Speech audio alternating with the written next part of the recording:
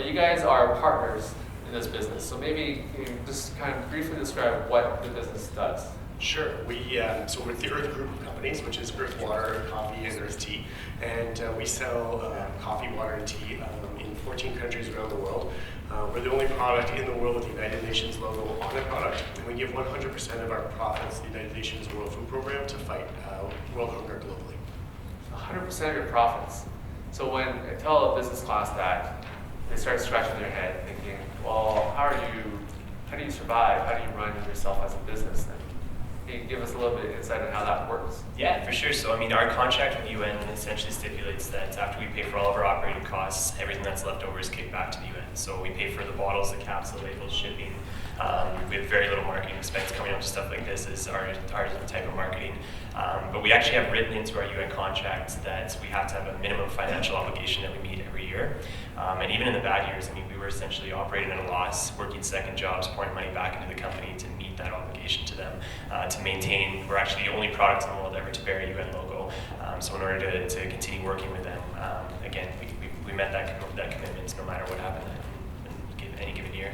How long has this been running? Like how many years has this been in operation?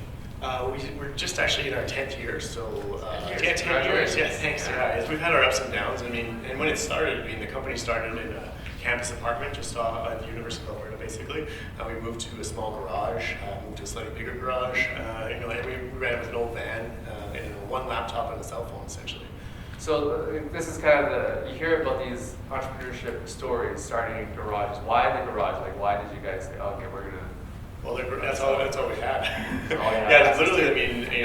When we started, I was in a campus apartment. I used up the rest of my student loan money to start the company, which is totally illegal. Don't do that. I found out later from my accountant. It's illegal. It's illegal to use student loan to start a company. Okay. Yeah, you have to use it for school, and I had some left over. But this is the real world education. Yeah, this is the real world education. So, all I had was a small apartment and an old garage, and actually had the garage inspected by Capital Health and made it a food safe facility, which is hilarious that it's possible. And it's an old 1950 garage that we rented from someone in the back of an alley. So that's where it started. Yeah. Interesting. So, kind of what part of your life were you in when this became an idea?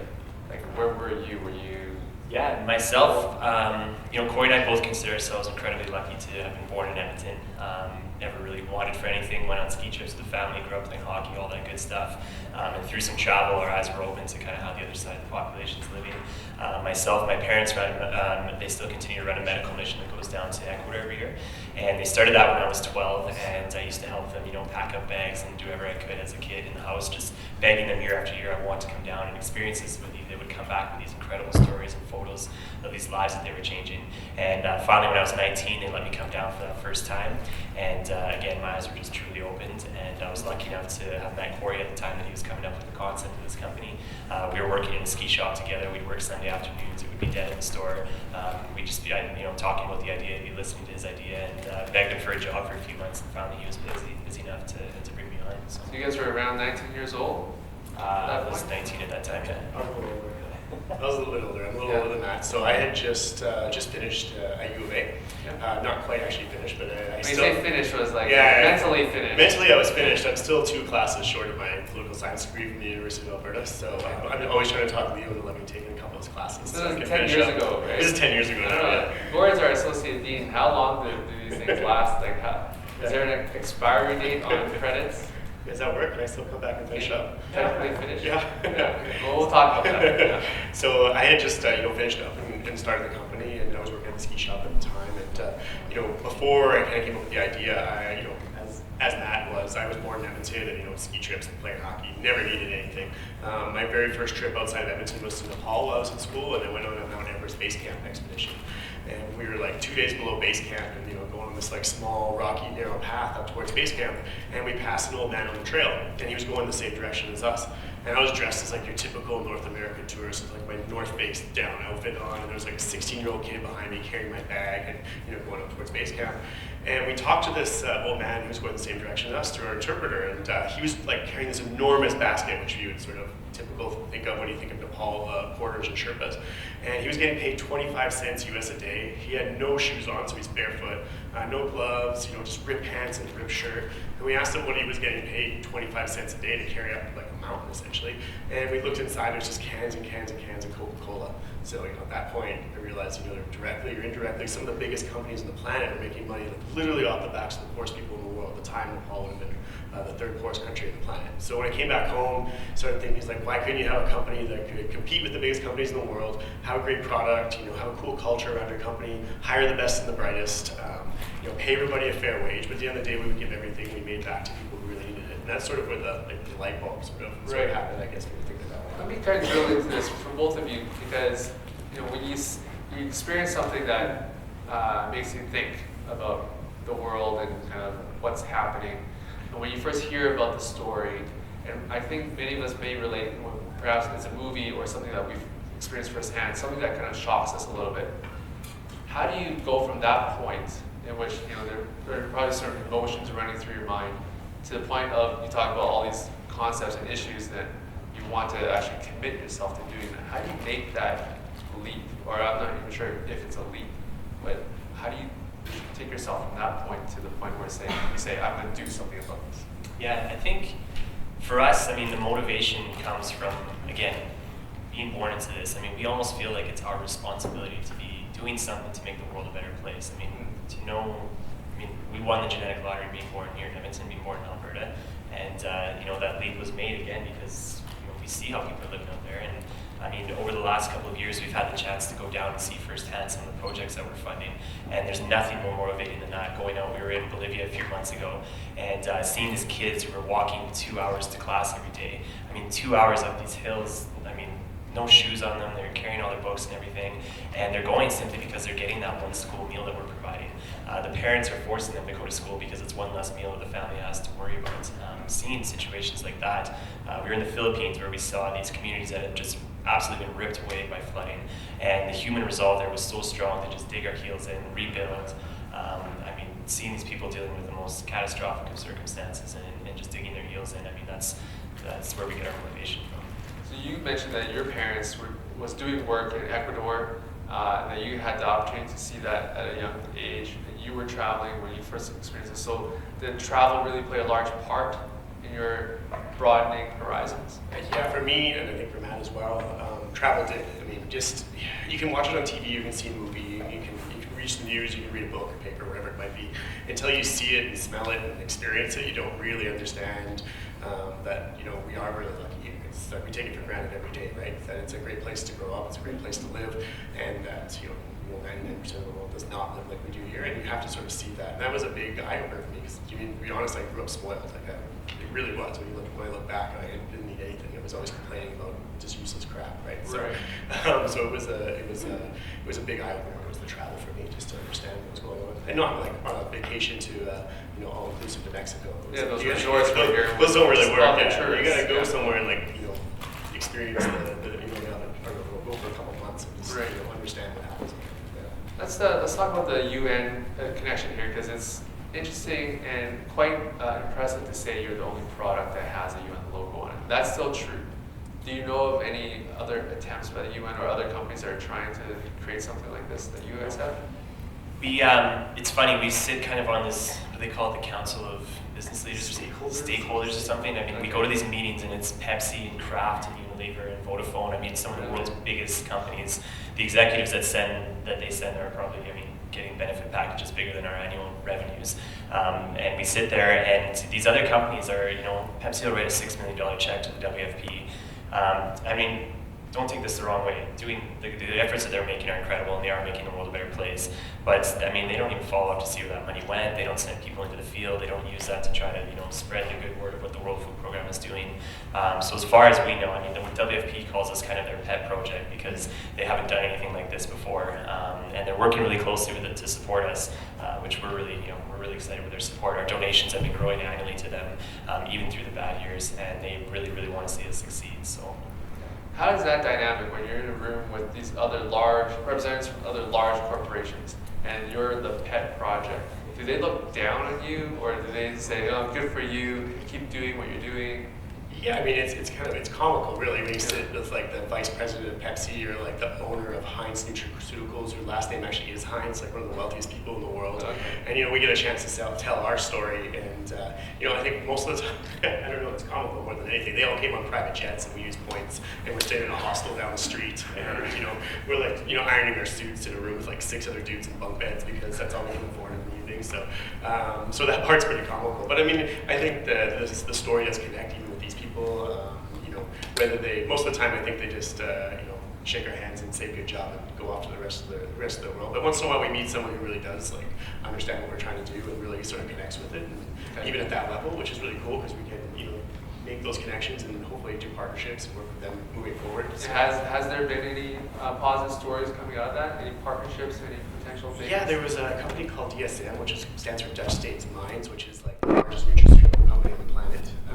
And we're working on a project right now with them where it's called Earth Water Plus, and basically you push a button on top of the bottle and you shake it, it injects organic natural vitamins into water. And then every time we sell one of those, we provide a nutrient package for a child somewhere living without food, water, education, Really? everything. Yeah, so essential nutrients. So they develop all the nutrient side, and we'll do the delivery system.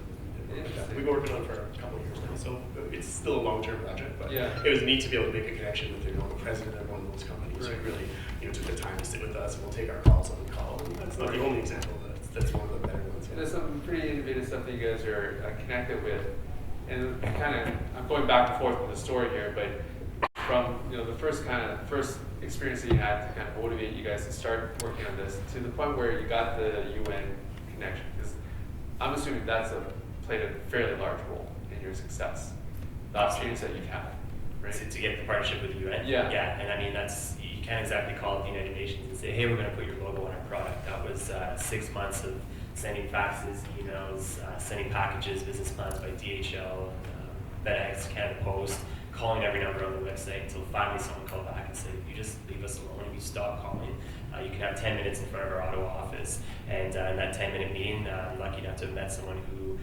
had a little bit of vision and believed in what we were doing, and signed on for just a 1-year kind of test thing in Canada, and they were happy with what we've done at the end of that year. And we've since now partnered with the World Food Program, which is the world's largest aid organization, to continue working with them and continue funding school meal programs. And the great thing about working with them is, again, they are the world's biggest aid organization. The money that we give them just goes that much further. They might be out there building 9 schools, and if we give them some money, they can build that 10th school, 20 kilometers down the road and help another massive village. So it's huge to be able to work with them rather than us trying to administer the funds in these far-flung areas of the world where, how are we going to figure out where the need is? And, we don't have engineers, infrastructure, any of that stuff. Would you pursue this idea without the UN agreeing to work with you? Yeah, I think so. I mean, originally, when the concept came, it was going to be a tiny fundraiser that I was going to run at the University of Alberta. Okay. With or without the UN, I suppose, at that point. But I realized very quickly that A, I couldn't sell bottles on the university campus, and unless I was Coke. And B, you needed some sort of legitimacy. And that was always the dream, was to be with the World Food Program of the United Nations, because it gives you that stamp of approval. And there's all sorts of, there's so much skepticism out there about, even a good example is sort of the breast cancer initiative. A lot of those products that have that pink ribbon, the money doesn't even go to the initiative. Some of it's great, it does go where it needs to go. There's a lot of skepticism now around, is my money going to do the research or helping people? And so that's why we wanted that stamp right on the product, and being the only product in the world, so it's not this sort of mess of products out there that have a logo like that. We're the only ones, so it helped a lot to legitimize us. You mentioned meeting this person in Ottawa and someone's vision. Imagine the story would have been very different if that person wasn't in that meeting that day, right? Yeah. Do you still stay in touch with that person? Yeah, absolutely. Yeah, Jonathan Waits. Yeah, fantastic guy. And what's he doing? Yeah. Okay, yeah, that's very cool. And that's so much of our success over the years is just finding people and getting the chance to tell our story. I mean, look at the relationship we've been able to have with you over the years, that you continue to have us back here. And I mean, we're not Coke and we're not Pepsi, and you'll never hear about us on a bus billboard or in a radio advertisement.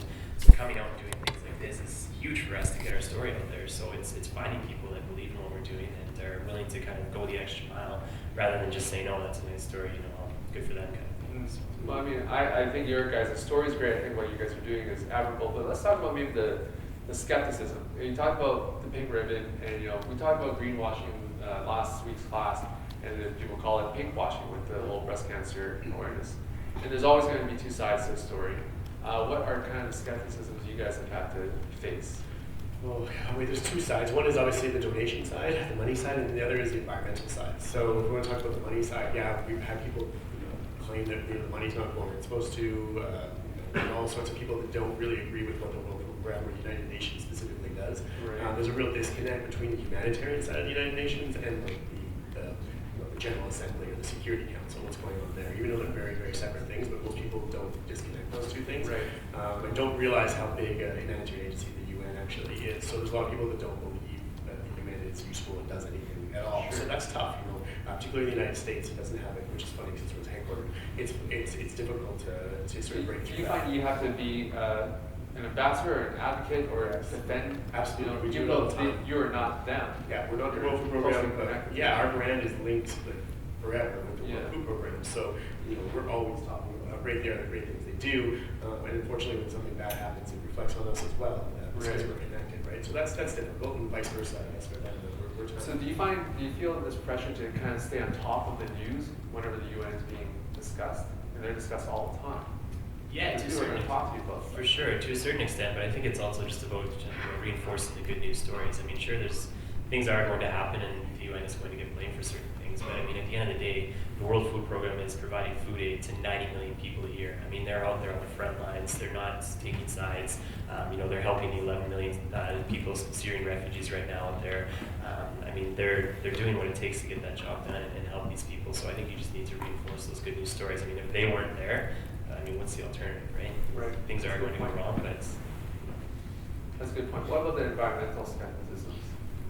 Well, that's tough because I mean, from the coffee and tea side, we don't hear about it as much because we do organic, fair trade, Rainforest Alliance certified. We spend a lot of time protecting biodiversity, so we don't quite hear it as much on that side. But our first product was a bottled water product, which Yes. admittedly is not great for the environment.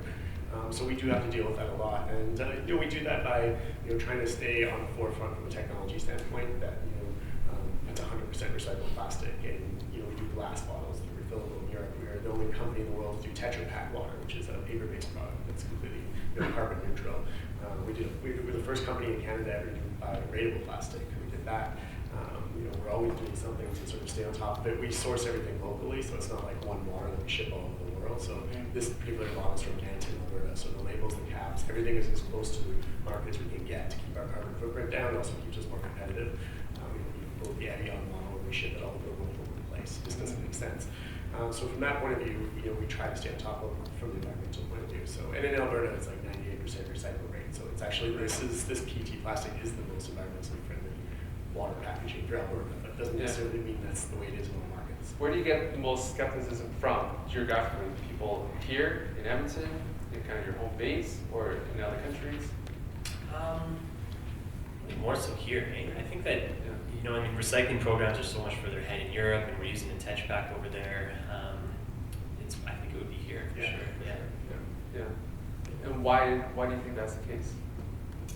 I don't know, perhaps maybe it's partially a good thing. I mean, people recognize that here in Canada we can just turn on the tap, and we don't. This is a luxury item that maybe we don't need.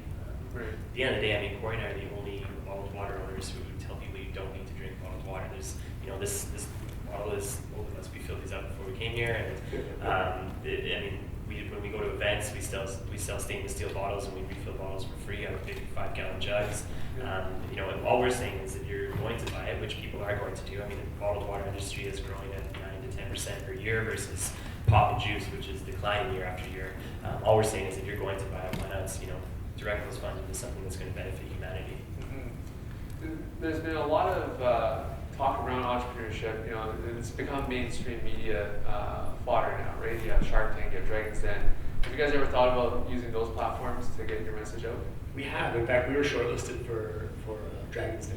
Okay. At one point, we went and did the interview and the screen test. But the problem is we didn't want to make the dragons look bad because our business model was 30% of the company for the right amount of money. It didn't really fit because we're a social enterprise, and there hasn't really been anything like that. Those are really all a socially oriented Dragon's Den. Yeah, you need like that. Yeah, maybe that one guy from Calgary.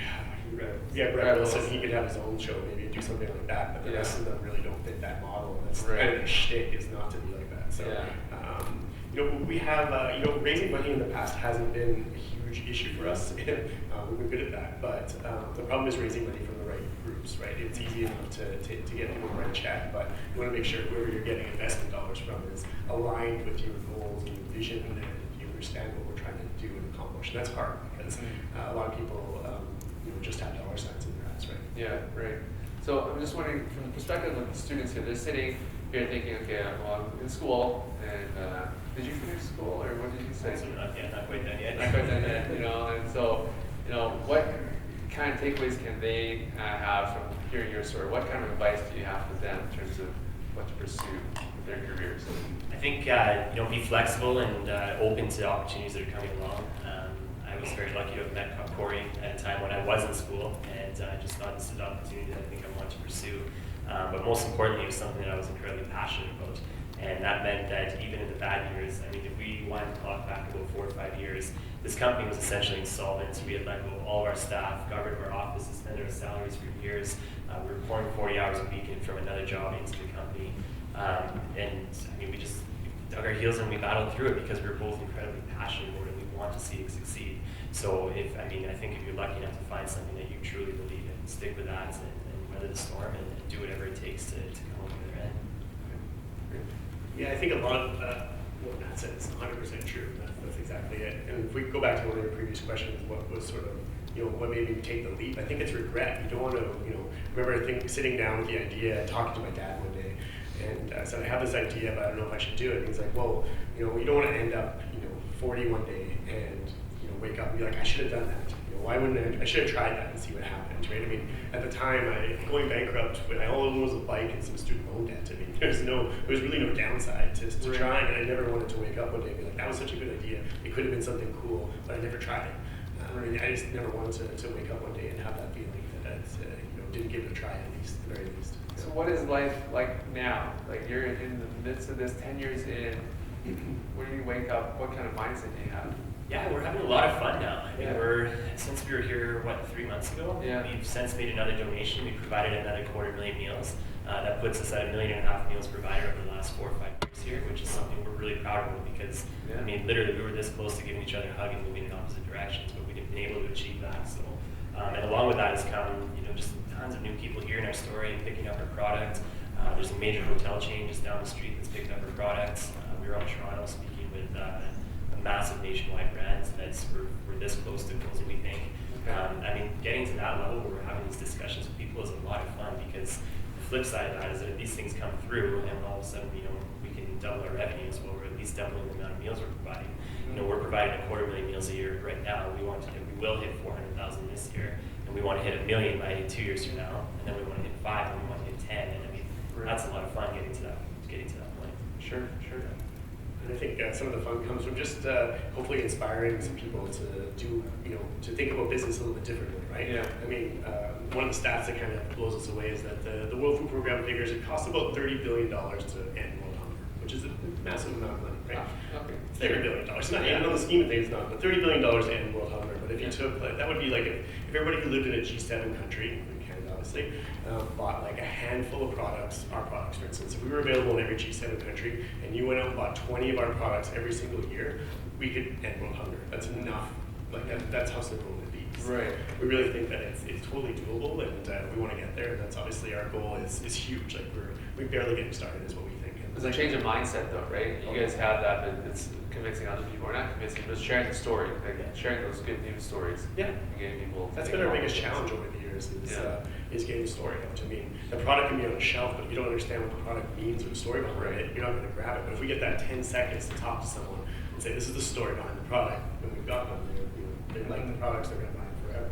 But it's getting that 10 seconds to tell the story, whether it's to the customer or to the president of Safeway or CEO of Starbucks, whatever it might be. Yeah. It's that 10 seconds, it's hard to get. Before we get to the student questions, what can they do if they want, if they like your story and they want to support it, what's the best way for them to be involved? For sure. I mean, obviously buying the product is huge. Going to, your Sobeys, Centera Markets, Planet Organic, Italian centers, all those stores carry the products. We have an online store that's really starting to do well for us. There's tons of little cafes and restaurants around town that carry it. If you buy a product, if it's, take a picture, throw it up on social media, it just helps to get more, build the brand and awareness of what we're doing. But also, is there anyone you know in your network? Do your parents work in an office that has a Culligan jug? Well, why not make that an earth water jug? And the office can help to feed, 10 kids every week rather than just lining shareholders' pockets with Culligan kind of thing. So anyone, at the end of the day, someone that is probably drinking water, coffee, and tea at some point during their day. We all do. So if there's any way that you can think of how we can plug our product into there, reach out, and we would love to get in touch with them. Great. We have a question from a student, Talent, that's asking about the biggest challenge you guys have to face in order to get to where you guys are now. I'm wondering about that point you talked about.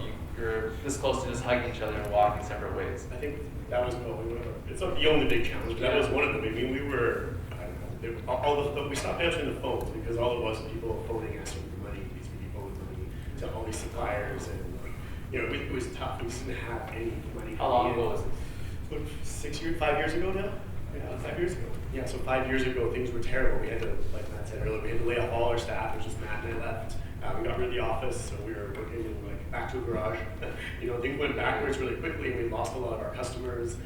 We were going through a hostile takeover at the time. That was one of the problems. We had some people trying to take over the company and sell out the brand to a big multinational.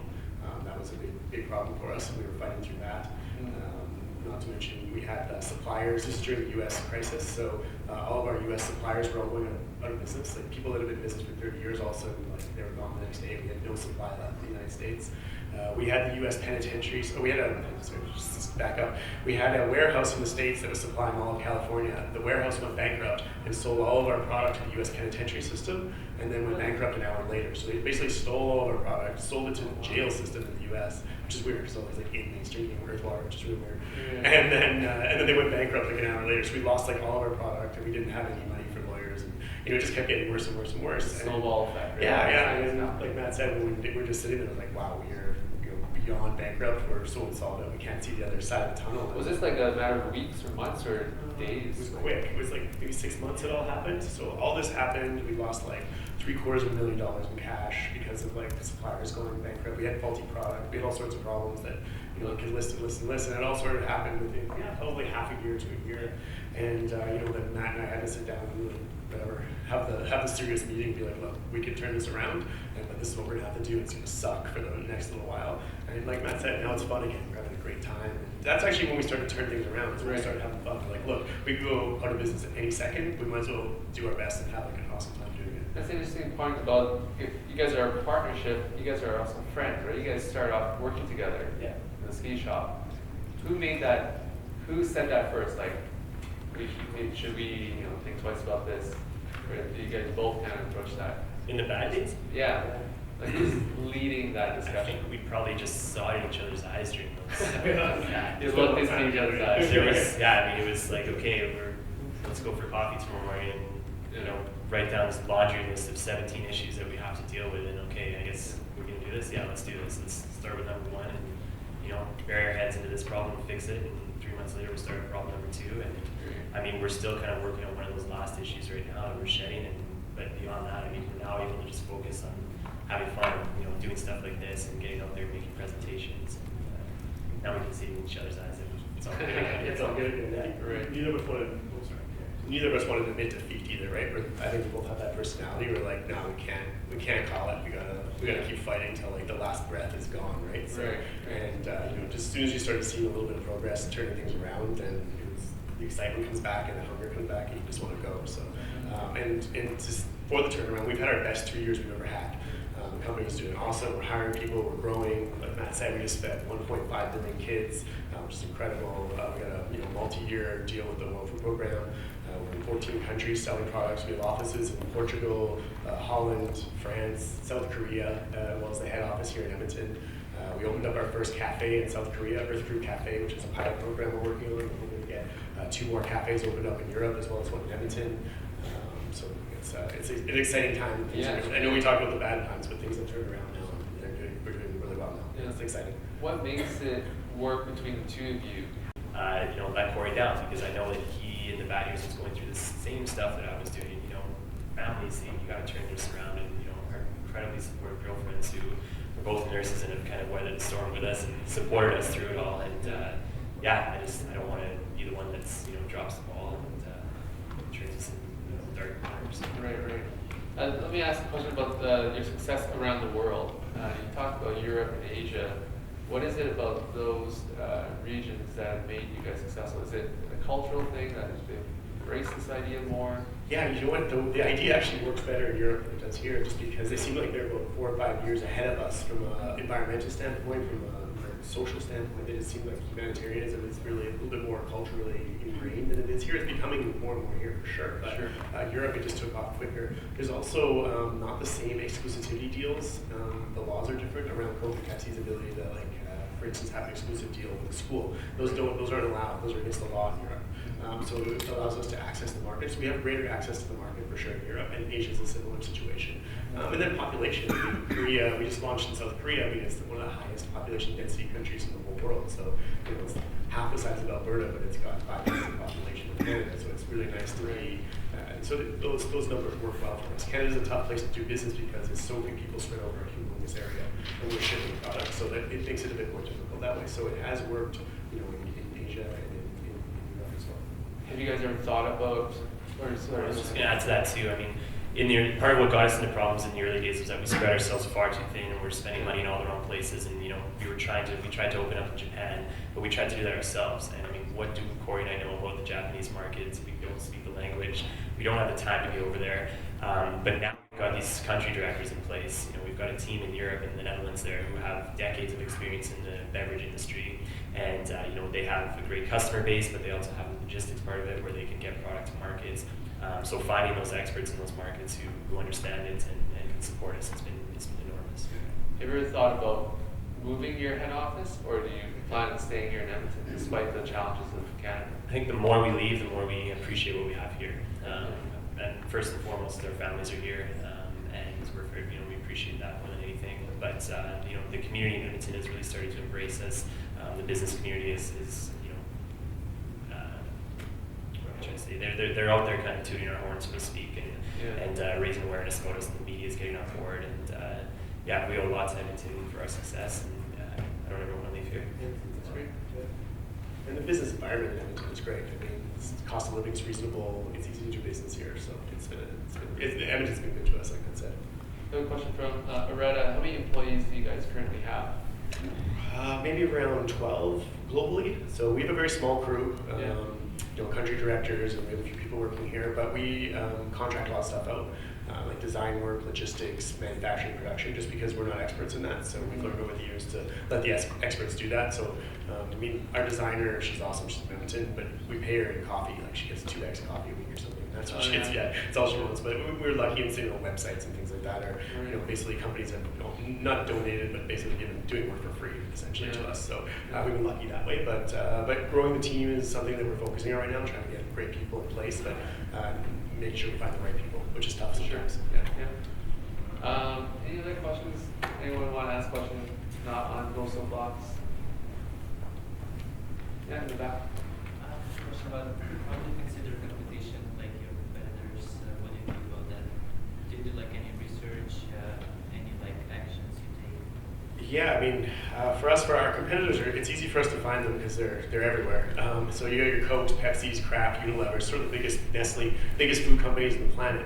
And people always ask that, how do you deal with that competition? Well, we can't. So we think of it the opposite way. So we sort of sit around and think, well, how can Coke and Pepsi compete with us? And they can't really. So the bigger we get, the harder time they're going to have competing with us, because the CEO of Coke can't decide he's going to give 20% or 100%, even 10% of the profits to charity. He'll be removed as CEO within hours and sent to an insane asylum probably by the shareholders. So we have the ability to do things that they can't, from a marketing point of view, from a packaging point of view. So we really try to flip it on their head and try to think of it that way, I guess. Thank you. Any other questions? Yeah. I think one of the things that as we go, we're going to a conference in Atlanta for the Principles for Responsible Management Education, and they talk about the school's engagement with sustainable development goals. And I'm wondering if you take a look at that and how, I know that this would be the ending of hunger and as one of the goals, but do you try to get engaged with that?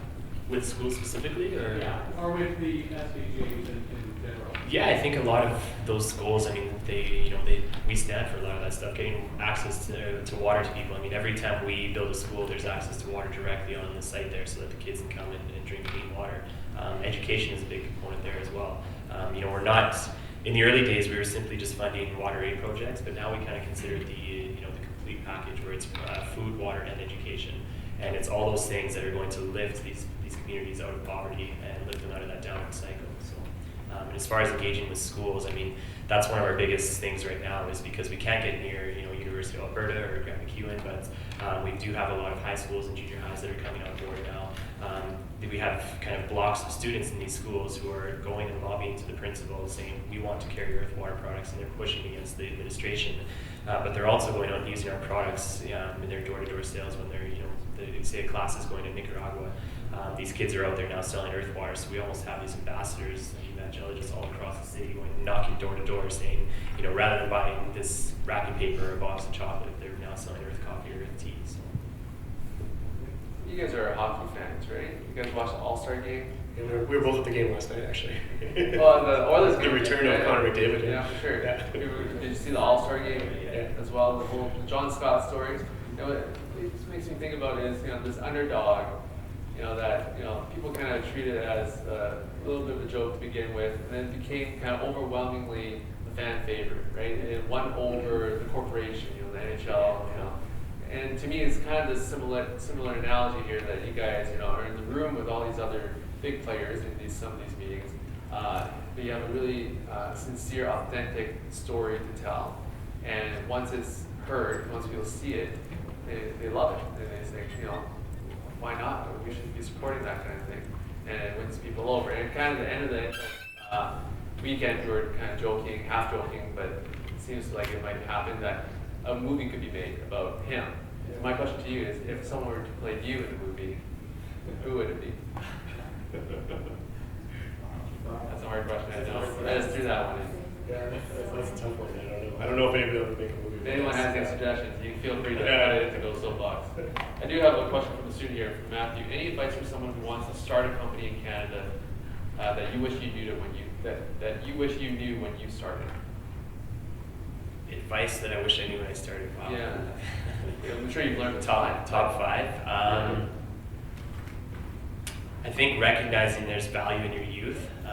If you're, I don't know how old is 21, 22, 19, I mean, you have so much time ahead of you. I can remember when I turned 24, 25, that was right when the company was almost in the dumps there.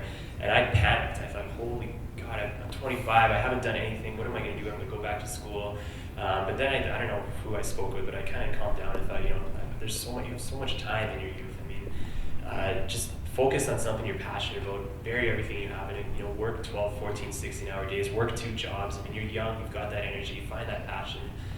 It does pay off, and I think that's the number one thing is just believe in yourself and, find people that surround yourself, which, believe in it as well, and I think success will come.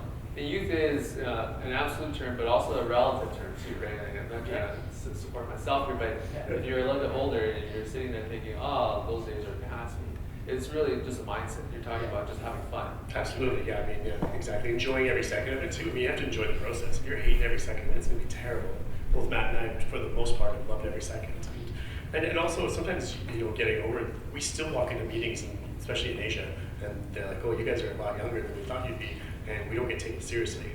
Because generally, I don't think we even own suits, or definitely not ties. And in the culture there is, you walk in, every meeting should be in a suit, right? And we don't fit that model. And it can be challenging for sure. They need to take us seriously, and that can be hard for us sometimes, is that they don't. Yeah. So have you ever found yourself in a situation where you were trying to present yourself in a way that wasn't you? We've done it, and it's very uncomfortable for both of us because we'll dress up and act like that's not us, right? Right. And I think we don't do it anymore, but we have done it in the past, and it's very difficult. And we stopped doing it just because we thought originally we had to put on suits to go to business meetings. Not saying you have to show up in your pajamas and stuff like that, but I mean, you still have to be yourself. And if people will buy into what you were all about, then it's probably not the right person to be talking to. It's not your customers. We gotta move on. So because you can't fake it, right? It's really hard. Yeah. Jose's asking, where do you get your water from? You mentioned these bottles are from Nanton. Right. Alberta? Yeah, we bottle as well in British Columbia, Ontario, France, Portugal, Netherlands, South Korea. Hopefully soon start bottling in Wisconsin. We've got an iron in fire for something in the States.